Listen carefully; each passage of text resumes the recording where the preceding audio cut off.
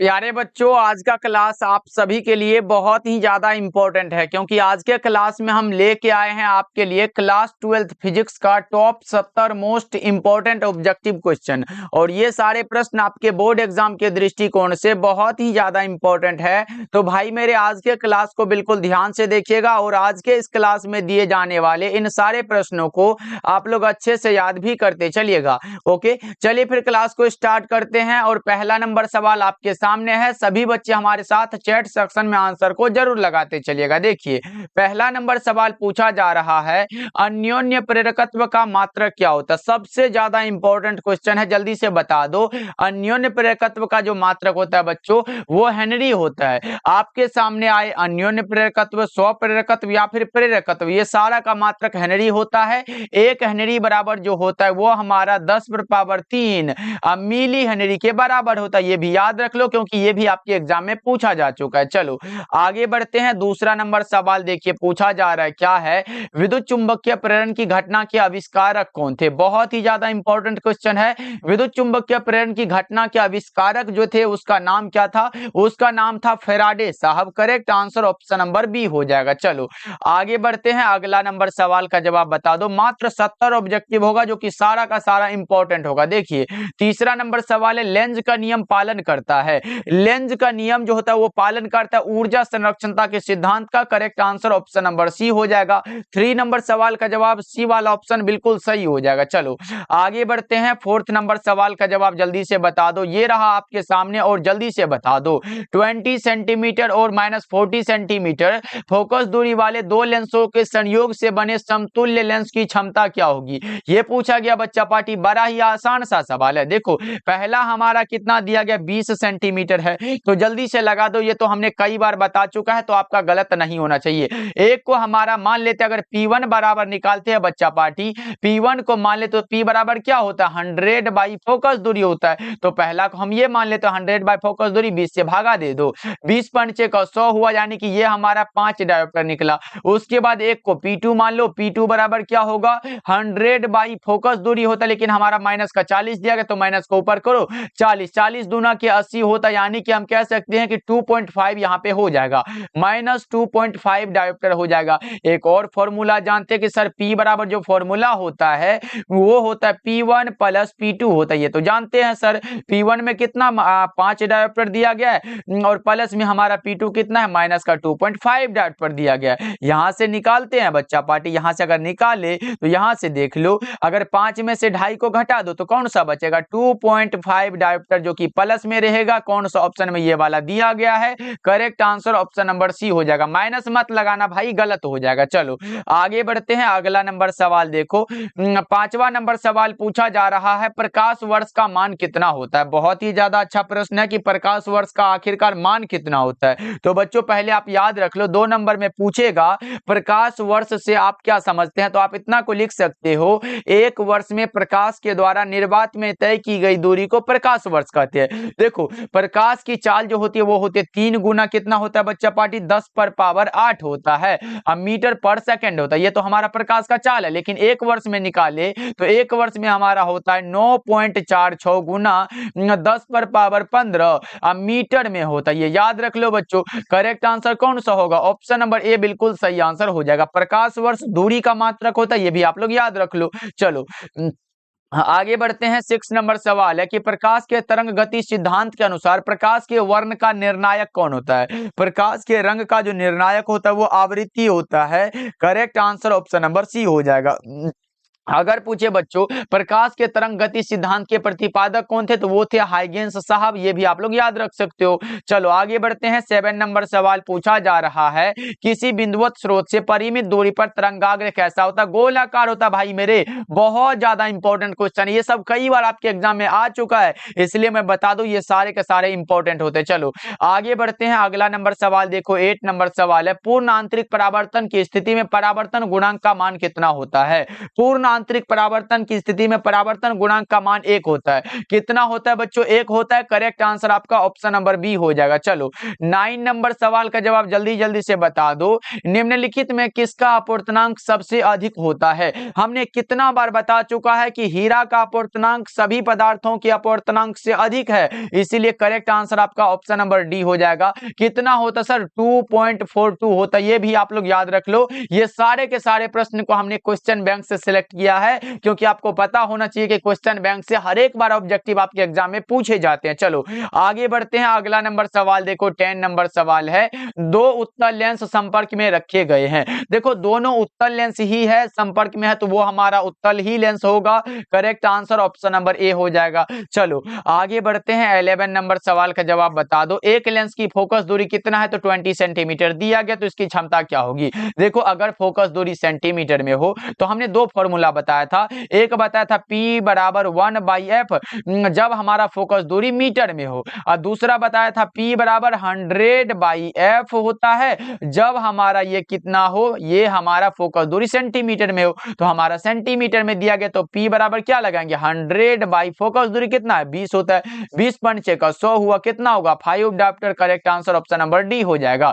देख रहे हो ना भाई कितना आसान आसान सवाल है। चलो आगे बढ़ते हैं। अगला नंबर सवाल देखो, 12 नंबर सवाल आपके सामने है। बता दो कांच से हवा में प्रवेश करते समय किस प्रकाश का क्रांतिक कोण सबसे कम होता है? देखो बच्चों अगर आपसे पूछे सबसे कम होता है तो बैगनी रंग के लिए होता है, अगर सबसे ज्यादा पूछे वो लाल रंग के लिए होता है। ये भी आप लोग याद रखोगे। चलो आगे बढ़ते हैं। 13 नंबर सवाल है। प्रकाश वर्ष किस भौतिक राशि का मात्रक होता है? जस्ट हमने बताया बच्चों, प्रकाश वर्ष दूरी का मात्रक होता है जिसका की मान होता है 9.46 गुना 10⁻15 मीटर होता है। ये तो हमने बताया ना बच्चों, ये इंपॉर्टेंट है इसलिए हम बता दे रहे हैं। आप लोग क्या करोगे? याद रखोगे बच्चों। चलो आगे बढ़ते हैं। अगला नंबर सवाल देखो, 14 नंबर सवाल पूछा जा रहा है। समांतर सतह वाली कांच की पट्टी की शक्ति कितनी होती है? समांतर सतह वाली कांच की पट्टी की शक्ति कितनी होती है बच्चों? 0 होती है। करेक्ट आंसर बी हो जाएगा। चलो 15 नंबर सवाल है आपके सामने। बता दो, ये तो बड़ा ही इंपॉर्टेंट सा सवाल है। बता दो पतले प्रिज्म द्वारा न्यूनतम विचलन का कोण कितना होता है? कि हमने क्या बताया बच्चा पार्टी? ये हमारा डेल्टा एम बराबर जो होता है वो होता म्यू माइनस का 1 होता है, इंटू में ए वाला फॉर्मूला लगा लो। ये फॉर्मूला है बच्चों, कौन सा ऑप्शन में दिया गया? Mu minus 1 into a. Correct answer option number C हो जाएगा। चलो आगे बढ़ते हैं। अगला नंबर सवाल 16 नंबर सवाल है। कांच के लिए क्रांतिक कोण कितना होता है? कांच के लिए 42 डिग्री, वो भी लगभग में होता है। करेक्ट आंसर आपका ऑप्शन नंबर डी हो जाएगा। 16 नंबर सवाल का जवाब। चलो आगे बढ़ते हैं बच्चों। अगला नंबर सवाल का जवाब जल्दी से बता दो। 17 नंबर सवाल है। व्यतिकरण की घटना का कारण क्या होता है? व्यतिकरण की घटना का कारण होता है फेज डिफरेंस। क्या होता है बच्चों? फेज डिफरेंस यानी कि कालांतर बोल सकते हो। Correct answer option number A हो जाएगा। चलो आगे बढ़ते हैं। 18 नंबर सवाल है। हाइगेंस के अनुसार प्रकाश की तरंगे कैसी होती है? हाइगेंस साहब के अनुसार प्रकाश की तरंगे जो होती है बच्चों वो यांत्रिक और अनुप्रस्थ होती है। Correct answer option number B हो जाएगा। चलो आगे बढ़ते हैं। अगला नंबर सवाल 19 नंबर सवाल है। प्रकाश के कणिका सिद्धांत के प्रतिपादक कौन थे? प्रकाश के कणिका सिद्धांत अगर दिया गया था तो वो दिया गया था न्यूटन साहब के द्वारा। किसके द्वारा बच्चों? न्यूटन साहब के द्वारा। द्वितीयक तरंगिका पूछे तो ये हाइगेंस साहब के द्वारा दिया गया था। ये सब याद रखोगे, इंपॉर्टेंट क्वेश्चन है। चलो आगे बढ़ते हैं। 20 नंबर सवाल है आपके सामने। बता दो साबुन का बुलबुला सूर्य के प्रकाश में रंगीन दिखाई देता है, इसका कारण क्या है? साबुन का बुलबुला सूर्य के प्रकाश में रंगीन दिखाई देता है, इसका मेन कारण है प्रकाश का व्यतिकरण। क्या बच्चों? Interference of light. Correct answer option number C हो जाएगा। चलो और बच्चा पार्टी अभी तक आप लोग क्लास को लाइक नहीं किए हो तो भाई जल्दी जल्दी से क्लास को आप लोग लाइक कर दो, क्योंकि बहुत ज्यादा इंपॉर्टेंट क्लास है आज का। इसलिए मैं चाहता हूं कि आज की क्लास को सारे बच्चे एक बार क्लास के लाइक वाले बटन को दबा दे। ओके बच्चों। चलो और जितने बच्चे नए जुड़ रहे हो मैं बता दूं क्लास का टाइम हमारा शाम के 6 बजे है। डेली क्लास हमारा होता है शाम के 6 बजे और दूसरा क्लास होता है शाम के 8 बजे। ये दोनों क्लास को जरूर ज्वाइन करिएगा बच्चा पार्टी। चलो आगे बढ़ते हैं। अगला नंबर सवाल है 21 नंबर सवाल है। जब प्रकाश की किरण एक अवरोध के किनारों से मुड़ती है तो यह क्रिया क्या कहलाती है? जब प्रकाश की किरण एक अवरोध के कोण से मुड़ती है बच्चों, किनारों से मुड़ती है, तो यह घटना जो कहलाती है उसका नाम होता है diffraction of light. Correct answer B हो जाएगा। चलो आगे बढ़ते हैं। 22 नंबर सवाल है। जीवाश्म की आयु पता की जाती है कार्बन डेटिंग से। Correct answer option number A हो जाएगा। याद रखना, बहुत ज्यादा इंपॉर्टेंट क्वेश्चन है। चलो आगे बढ़ते हैं, अगला नंबर सवाल है 23 नंबर सवाल है, समतल ध्रुवित प्रकाश में कंपन होते हैं कैसे? समतल ध्रुवित प्रकाश में जो कंपन होते हैं बच्चों, वो कैसे होते हैं? वो होते हैं केवल एक दिशा में। करेक्ट आंसर आपका ऑप्शन नंबर बी हो जाएगा। क्या होगा? ऑप्शन बी बिल्कुल करेक्ट हो जाएगा। चलो आगे बढ़ते हैं, 24 नंबर सवाल आपके सामने। प्रश्न ये रहा, बता दो निम्नलिखित में किस भौतिक राशि का पुनर्वितरण प्रकाश का व्यतिकरण होता है? क्या लगा रहे हो इसका? वो तीव्रता होता है बच्चों। सही जवाब ऑप्शन नंबर बी हो जाएगा। चलो आगे बढ़ते हैं, 25 नंबर सवाल आपके सामने है बच्चों, लगा दो। फोटो इलेक्ट्रिक प्रभाव में प्रकाश विद्युत धारा स्वतंत्र होता है किससे? फोटो इलेक्ट्रिक प्रभाव में प्रकाश विद्युत धारा जो स्वतंत्र होता है वो होता है आपतित प्रकाश की आवृत्ति से। करेक्ट आंसर आपका ऑप्शन नंबर डी हो जाएगा। चलो आगे बढ़ते हैं, अगला नंबर सवाल 26 नंबर सवाल है, एक ही तरंग दैर्ध्य के इलेक्ट्रॉन तथा फोटोन की कौन सी भौतिक राशि समान होगी? एक ही तरंग दैर्ध्य के इलेक्ट्रॉन तथा फोटोन की कौन सी भौतिक राशि समान होती है? उसका नाम होता है संवेग। क्या होता है बच्चों? संवेग। चैट सेक्शन में लगाते चलो, बहुत ज्यादा इंपॉर्टेंट क्वेश्चन है। चलो आगे बढ़ते हैं, 7 नंबर सवाल है, पूर्ण दिष्ट तरंग दिष्टकारक में उपयोग होता है कितने डायोड का? पूर्ण तरंग बच्चा पाठी पूछा गया है। पूर्ण तरंग दिष्टकारक में 2 डायोड होते हैं, जबकि अगर अर्ध तरंग दिष्टकारक हो बच्चों उसमें 1 डायोड होते हैं। ये भी आप लोग याद रखोगे। चलो आगे बढ़ते हैं, अगला नंबर सवाल आपसे पूछा जा रहा है, क्या है? इलेक्ट्रॉन वोल्ट के द्वारा क्या मापा जाता है? जल्दी से बता दो आप लोग, क्या होगा? इलेक्ट्रॉन वोल्ट के द्वारा क्या मापा जाता है? ऊर्जा को मापा जाता है। सर एक बार तो आया था कि 1 इलेक्ट्रॉन वोल्ट बराबर क्या होता है, ये एक बार चैट सेक्शन में दिखा दो। हम जानना चाहते हैं कि आप लोगों को पता है कि नहीं है। वो हमारा होता है 1.602 इंटू 10⁻⁻19 जूल होता है बच्चों। ये हर हाल में आपको याद होना ही चाहिए, क्योंकि बहुत ज्यादा इंपॉर्टेंट क्वेश्चन है। ओके बच्चों, चलो अगर 1 किलोवाट घंटा बराबर भी पूछता है, ये भी आप लोग याद रखोगे, 3.6 गुना 10⁻6 होता है। चलो आगे बढ़ते हैं, अगला नंबर सवाल आपके सामने, बता दो प्रकाश विद्युत सेल क्या करता है? प्रकाश विद्युत सेल जो होता है बच्चा पार्टी, ये प्रकाश को विद्युत में बदल देता है, कन्वर्ट करता है प्रकाश को विद्युत में। Correct answer option number B हो जाएगा। चलो आगे बढ़ते हैं, अगला नंबर सवाल है 30 नंबर सवाल है, निम्न में से किस धातु का विद्युतीय कार्यफलन न्यूनतम होता है? विद्युतीय कार्यफलन जो न्यूनतम होता है वो सोडियम भैया का होता है। Correct answer option number D हो जाएगा। कितना होता है? 2.75 इलेक्ट्रॉन वोल्ट होता है। चलो आगे बढ़ते हैं, 31 नंबर सवाल पूछा जा रहा है, रेडियो सक्रियता का मात्रक क्या होता है? ऐसे इसका मात्रक 2 होता है। एक पहला मात्रक जो होता है वो बेकरल भी होता है, लेकिन दूसरा मात्रक क्यूरी भी तो है। Correct answer option number B हो जाएगा। चलो आगे बढ़ते हैं, 32 नंबर सवाल है, किसी परमाणु का नाभिक जो बना होता है वो किससे मिलकर बना होता है? किसी भी परमाणु का नाभिक प्रोटॉन और न्यूट्रॉन से बना होता है। किससे बच्चों? प्रोटॉन और न्यूट्रॉन से। Correct answer option number D हो जाएगा। चलो आगे बढ़ते हैं, 33 नंबर सवाल है, रिडबर्ग नियतांक का मात्रक क्या होता है? रिडबर्ग नियतांक का जो मात्रक होता है वो होता है हमारा मीटर इनवर्स होता है बच्चों, याद रखोगे। Correct answer option number A हो जाएगा। लेकिन बच्चों एक प्रश्न आएगा यहां से कि रिडबर्ग नियतांक का मान कितना होता है, तो क्या लगाओगे? अगर बच्चों पूछे रिडबर्ग नियतांक का मान, तो क्या लगाओगे? वो होता है 1.097 इंटू 10⁻7 होता है बटा, ये हमारा मात्रक कौन सा है?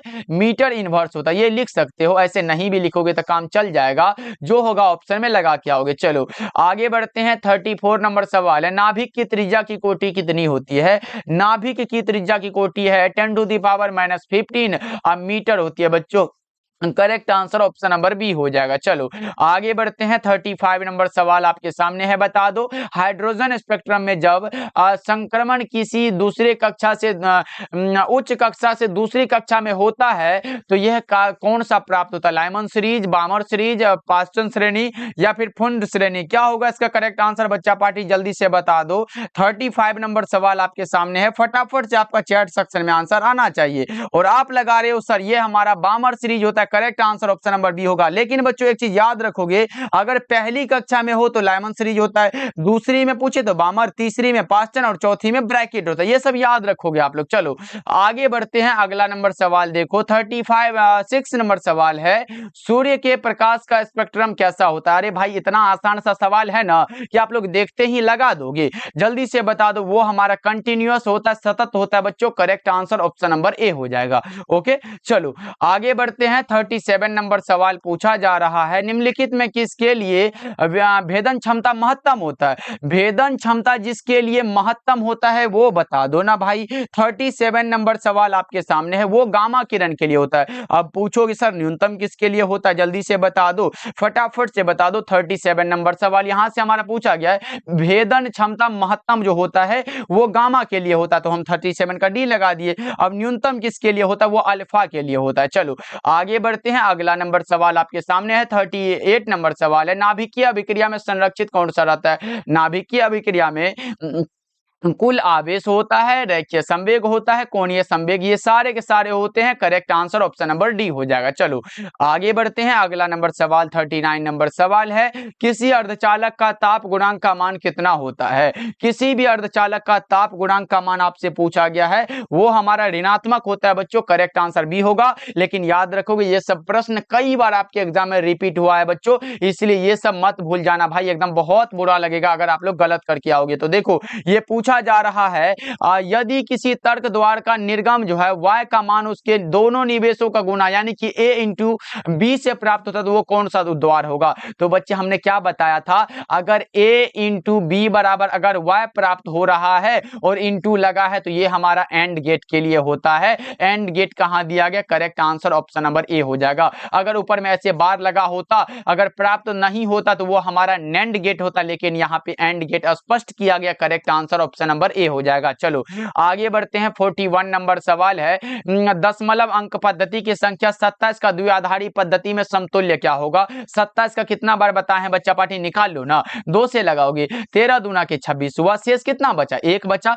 फिर 2 से लगा दो, 7 दूना के 14, 6 दूना 12 होता है, 6 दूना 12 हुआ, शेष 1 बचा, फिर 2 से लगाओ बच्चों, 2 तिहाई 6 होता है, शेष कितना बचा? शेष नहीं बचा सर, 0 लिख देते हैं ना, फिर 2 से लगाओ, 2 एकम 2 हुआ, शेष 1 बचा, यानी कि 11011 11011 किस में दिया गया? 11011। Correct answer option number D होगा। देख रहे हो बच्चा पार्टी कितना आसानी तरीके से निकल रहा है ना, बहुत ज्यादा इंपॉर्टेंट है। ओके चलो आगे बढ़ते हैं, 42 नंबर सवाल पूछा जा रहा है, ट्रांजिस्टर के प्रवर्धन गुणांक की इकाई क्या होती है बच्चों? ट्रांजिस्टर का जो प्रवर्धन गुणांक होता है वो हमारा मात्रक विहीन होता है, इसका कोई भी मात्रक नहीं होता बच्चों। Correct answer option number D होगा, कोई भी इकाई नहीं होती है। चलो आगे बढ़ते हैं, अगला नंबर सवाल 43 नंबर सवाल है, दाता अपद्रव्य परमाणु की संयोजकता कितनी होती है? दाता अपद्रव्य परमाणुओं की संयोजकता कितनी होती है? 43 नंबर सवाल आपके सामने और आपका आंसर आता हुआ 5। Correct answer option number C हो जाएगा बच्चों, इसको जरूर याद रखोगे। चलो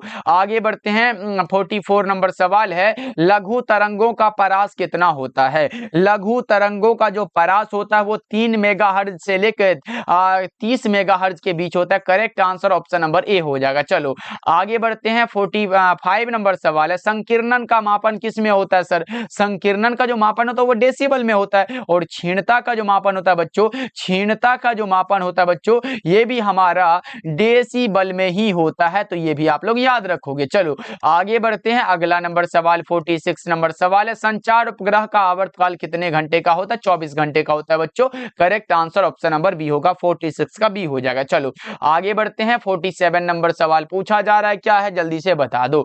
47 नंबर सवाल है, प्रकाशिक तंतु का सिद्धांत कौन सा होता है? प्रकाशिक तंतु के लिए वही टोटल इंटरनल रिफ्लेक्शन वाला बात हो गया, TIR वाला बात हो गया ना बच्चों। देख रहे हो ना कितना आसान सा सवाल है, TIR वाला बात हो गया, टोटल इंटरनल रिफ्लेक्शन। चलो आगे बढ़ते हैं, 48 नंबर सवाल है, प्रकाशीय तंतु के लिए सामान्यतः क्रांतिक कोण का मान कितना होता है? प्रकाशीय तंतु के लिए पूछा गया बच्चों, क्या लगा रहे हो? 48 का, बहुत अच्छे 77 डिग्री होता है। करेक्ट आंसर डी हो जाएगा। चलो 49 नंबर सवाल है, दशमिक संख्या 18 का द्विआधारी क्या होगा? 18 का निकाल लो ना, 18 का निकालो, 2 से लगा दो, 9 दूना के 18, शेष 0 बचा, फिर 2 से लगाओ, 4 दूना के 8, शेष 1 बचा, फिर 2 से लगाओ, 2 दूना 4 हुआ, शेष 0 बचा, फिर 2 से लगाओ बच्चों, 2 एकम 2 हुआ, 2 एकम 2 हुआ, शेष 0 बचा। अब यानी कि 10010 10010 10010 किस में दिया गया बच्चों? Correct answer 10010। Correct answer option number ए में दिया गया है। ओके बच्चों, ऐसे मत लगाना ऐसे करके 01, ऐसे नहीं, नीचे से ऊपर जाया जाता है बच्चों 10010। चलो आगे बढ़ते हैं, अगला नंबर सवाल 50 नंबर सवाल पूछा जा रहा है, प्रतिघात यानी कि रिएक्टेंस का मात्रक क्या होता है? प्रतिरोध आए, प्रतिघात आए, धारितीय प्रतिघात आए, प्रतिबाधा आए, सबका आप ओम लगा के आओ ना भाई, करेक्ट हो जाएगा, एकदम करेक्ट हो जाएगा। 50 का क्या लगाए हो आप लोग एक बार देख लिया जाए, जल्दी जल्दी से लगा दो बच्चा पार्टी। चलो आगे बढ़ते हैं, 51 नंबर सवाल का जवाब बता दो। 51 नंबर सवाल है, तप्त तार एमीटर मापता है प्रत्यावर्ती धारा का, प्रत्यावर्ती धारा का मूल औसत वर्गमान मापता है बच्चों, correct answer option number C हो जाएगा। चलो आगे बढ़ते हैं, 52 नंबर सवाल है, यांत्रिक ऊर्जा को विद्युत ऊर्जा में बदलने वाला यंत्र क्या कहलाता है? यांत्रिक ऊर्जा को विद्युत ऊर्जा में कन्वर्ट करा जा रहा है बच्चों, क्या लगा रहे हो? Dynamo, correct answer option number B होगा। 52 का क्या लगा रहे हो? ऑप्शन बी होगा, लेकिन अगर विद्युत ऊर्जा को ये यांत्रिक ऊर्जा में बदला जाता तो वो हमारा मोटर होता है। चलो आगे बढ़ते हैं बच्चों, 53 नंबर सवाल है कि 1/L ओमेगा की इकाई क्या होती है? जल्दी से बता दो, 1/L ओमेगा की इकाई जल्दी से बता दो, ये किसकी इकाई है ये बताना है आपको। 53 नंबर सवाल आपके सामने, ये किसी की इकाई नहीं होती है बच्चों, correct answer option number D हो जाएगा। चलो आगे बढ़ते हैं, अगला नंबर सवाल 54 नंबर सवाल है, ध्रुव प्रबलता का मात्रक क्या होता है? ध्रुव प्रबलता वाला कई बार पूछा गया, एम्पियर मीटर होता है, सही जवाब ऑप्शन नंबर सी हो जाएगा। चलो 55 नंबर सवाल आपके सामने है, एक बार चैट सेक्शन में बता दो 55 नंबर सवाल का जवाब, जल्दी जल्दी से हम देखना चाहते हैं कि आप लोग सही लगाते हो कि नहीं लगाते हो, जल्दी से बता दो। चुंबकीय फ्लक्स का मात्रक क्या होगा? वही वाला पढ़े हो क्या? फाई बराबर क्या पढ़े हो बच्चों? फाई बी बराबर जो पढ़े हो बी इंटू ए पढ़े हो क्या? बी इंटू ए पढ़े हो। बी क्या होता है? बी का मात्रक होता है वेबर बटा में मीटर स्क्वायर होता है, और गुना में एरिया का भी मीटर स्क्वायर हुआ, मीटर स्क्वायर भाई मीटर स्क्वायर जाओ, अब बचा कौन सा? Weber, correct answer option number B हो जाएगा। देख रहे हो कितना आसान सा सवाल निकल चुका है। चलो आगे बढ़ते हैं, 56 नंबर सवाल है कि किसी चुंबक का चुंबकीय आघूर्ण क्या होता है? किसी चुंबक का चुंबकीय आघूर्ण सदिश राशि है, ये तो सर सबको पता है, लेकिन एक चीज और भी जानते हैं सर, म्यू बराबर जो होता है वो हमारा आई इंटू में ए होता है, धारा का एम्पियर हुआ गुना में एरिया का मीटर स्क्वायर हुआ, एम्पियर मीटर स्क्वायर अगर आए ना तो ये हमारा चुंबकीय आघूर्ण का मात्रक भी निकल जाता है। चलो आगे बढ़ते हैं, अगला नंबर सवाल 57 नंबर सवाल है कि पृथ्वी के चुंबकीय ध्रुव पर नमन कोण का मान कितना होता है? 90 डिग्री। अगर बच्चों उसी जगह विषुवत रेखा होता है, विषुवत रेखा पर जो होता है वो 0 डिग्री होता है, ये भी आप लोग याद रखोगे। चलो आगे बढ़ते हैं, 58 नंबर सवाल पूछा जा रहा है, धातु के बने किसी गोलक को चुंबकीय क्षेत्र में दोलन कराने पर उसकी दोलन की गति क्या होती है? धातु के बने किसी गोलक को चुंबकीय क्षेत्र में दोलन कराने पर उसकी दोलनी गति बताना है आपको, क्या होगा 58 का? वो हमारा अवमंदित होता है। क्या होता है बच्चों? अवमंदित होता है। चलो 59 नंबर सवाल पूछा जा रहा है, कार्बन प्रतिरोध का कलर कोड में लाल रंग का मान कितना होता है? ये वाला तो एकदम बताते बताते भाई थक चुके हैं। देखो BBROY, BB रोए GB, ये इतना को याद रख लो। देखो 0 से स्टार्ट करो, 0 1 2 3 4 5 6, किसके लिए पूछा भाई? लाल के लिए, रेड के लिए पूछा गया। 2 होता है, करेक्ट आंसर ऑप्शन बी होगा। लेकिन बच्चों मैं बता दूं, ये कलर कोड से भी 1 से 2 ऑब्जेक्टिव या फिर सब्जेक्टिव में भी आ जाता है, तो इसको भी आप लोग याद रख लो। चलो आगे बढ़ते हैं, अगला नंबर सवाल है 60 नंबर सवाल, सौर सेल पैनल का उपयोग किया जाता है किसमें? सौर सेल पैनल का जो उपयोग होता है बच्चों वो कृत्रिम उपग्रह में होता है। किसमें होता है?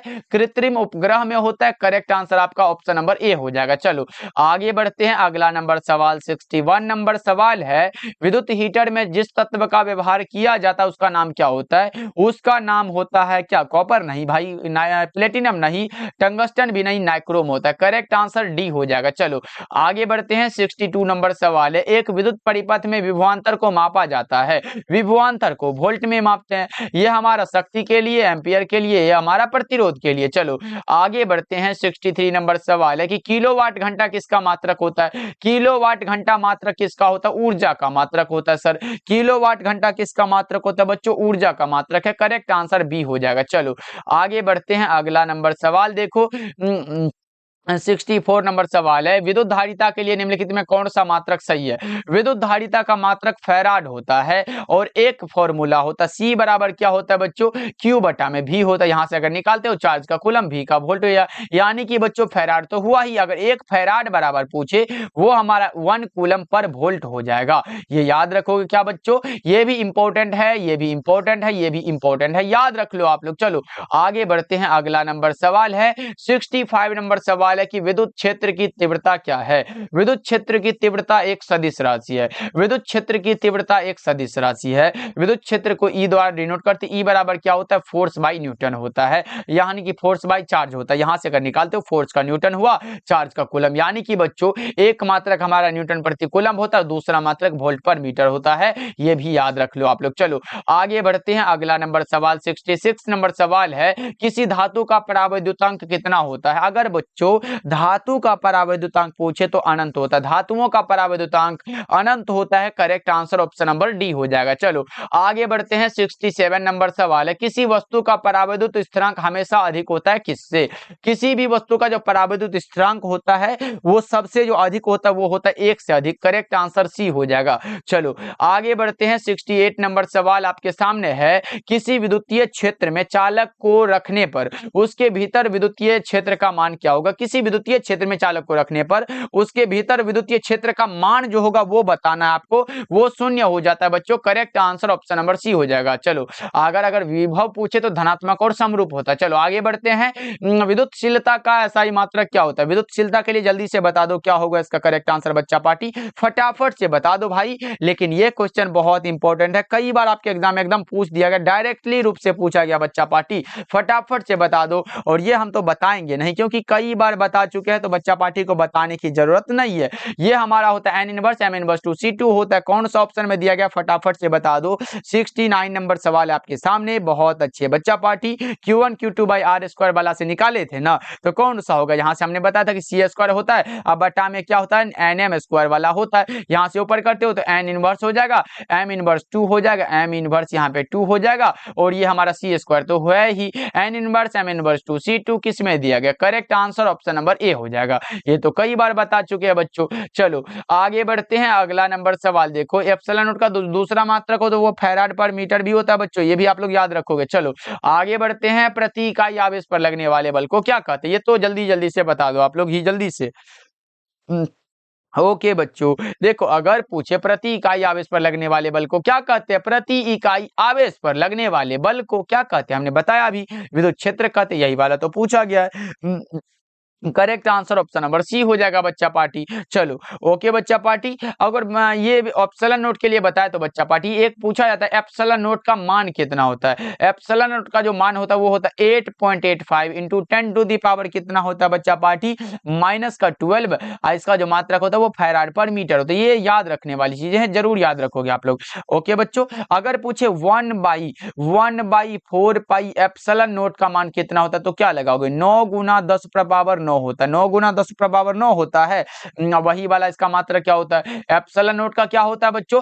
देखो यहाँ पे एप्सिलॉन नोट का मात्रक यहाँ से जितना लिख रहे ये इंपॉर्टेंट है। अगर एप्सिलॉन नोट का पूछे तो N inverse M inverse 2 C2 होता है, एम इनवर्स 2 और C2 हो गया। ये तो हमारा एप्सिलॉन नोट के लिए हो गया। लेकिन अगर 1/4 पर एप्सिलॉन नोट के लिए पूछे तो इसका उल्टा करना, अगर एन पर -1 है तो यहाँ पे एन लिखना, उसके बाद एम पर -2 है तो M2 लिखना, उसके बाद अगर C पर 2 है तो इस पे C पर -2 लिख देना। ये क्या होता है? ये 1/4 पाई एप्सिलॉन नोट के लिए होता है। ये भी आप लोग याद रखिएगा बच्चों।